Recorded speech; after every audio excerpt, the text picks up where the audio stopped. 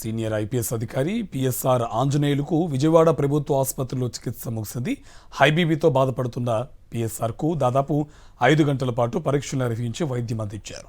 అనంతరం ఆయన్ను తిరిగి విజయవాడ జిల్లా జైలుకు తరలించారు.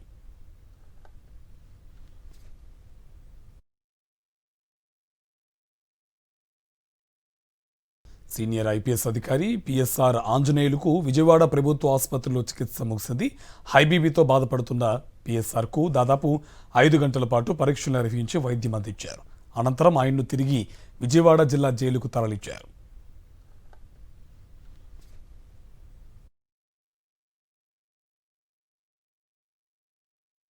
సీనియర్ ఐపీఎస్ అధికారి పిఎస్ఆర్ ఆంజనేయులకు విజయవాడ ప్రభుత్వ ఆసుపత్రిలో చికిత్స ముగిసింది.